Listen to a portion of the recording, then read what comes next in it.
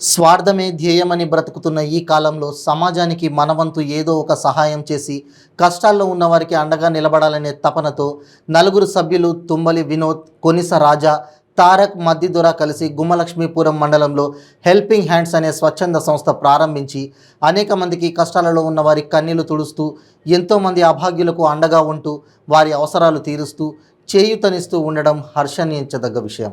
ఇటీవల మరణించిన వాలంటీర్ తండ్రి చనిపోయిన కారణంగా ఆ కుటుంబానికి ఆర్థిక సహాయం చేయడం జరిగింది. వీరితో పాటు సచివాలయం సిబ్బంది కూడా సహాయం చేశారు. ఈ ఆర్థిక మొత్తాన్ని గ్రామ సర్పంచ్ బొత్తాడ గౌరీశంకర్రావు మరియు నాయకులు వైస్ ఎంపీపీ నిమ్మక శేఖర్, గుడ్ల హరిప్రసాద్ చేతుల మీదుగా సహాయాన్ని అందించారు. అదేవిధంగా గ్రామంలో ఎవరు చనిపోయినా భోజనాలు మద్ది దొరబాబు ఉచితంగా అందించనున్నారు. భయంకరమైన కరోనా సమయంలో ఈ గ్రూప్లో ఉన్న వ్యక్తి మద్ది దొరబాబు అనేక మంది పేద ప్రజలకు నిత్యావసర సరుకులు పంపిణీ చేశారు. ఈ విధమైన కార్యక్రమాలు చేస్తూ గ్రామానికి ఆదర్శంగా నిలబడుతున్నారు అని చెప్పడంలో ఎలాంటి సందేహం లేదు. ఇది హెల్పింగ్ హ్యాండ్స్ నుంచమ్మా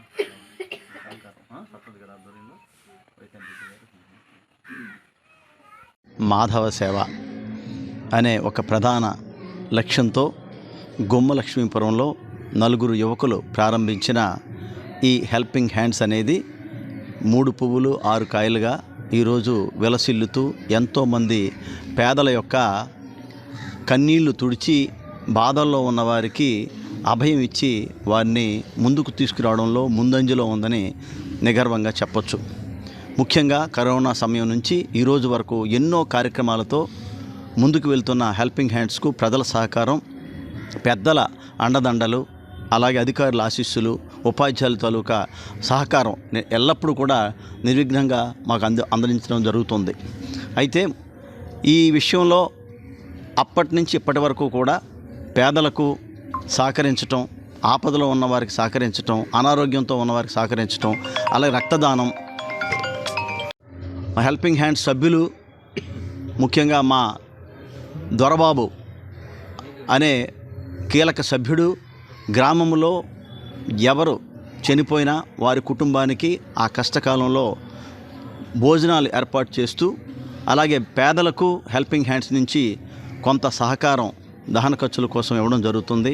అలాగే ఎవరైనా అనారోగ్యంతో బాధపడేటప్పుడు వారికి కూడా తగిన సహకారం అందుతుంది దీని నుంచి, ఈ సంస్థ నుంచి. అదేవిధంగా అనేక వివాహాలు, అలాగే ఆపదలో ఉన్న వారికి సహకరించడం, ముఖ్యంగా ఇటీవల ఒక సిఆర్టీ చనిపోయినప్పుడు వారికి అభయహస్తం అందిస్తూ సుమారుగా 1,30,000 రూపాయలు వారి ఇంటి నిర్మాణ నిమిత్తం మరి హెల్పింగ్ హ్యాండ్స్ ద్వారా పోగు చేయడం జరిగింది.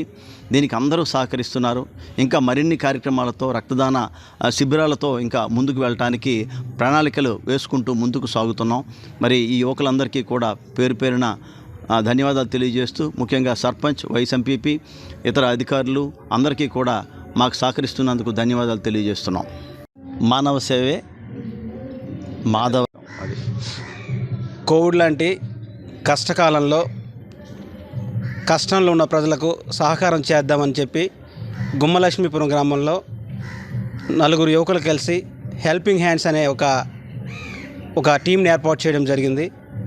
ఈరోజు ఆ టీం అనేది అంచెలంచెలుగా ఎదిగి గ్రామం మొత్తం అందరూ కూడా అందులో భాగమై ఈరోజు ప్రజలకు సహాయం చేయడంలో ముందున్నారు. మరి ముఖ్యంగా గ్రామంలో ఎటువంటి ఆపద వచ్చినా, కష్టకాలం వచ్చినా ముందుగా స్పందించేది మాత్రం హెల్పింగ్ హ్యాండ్సే.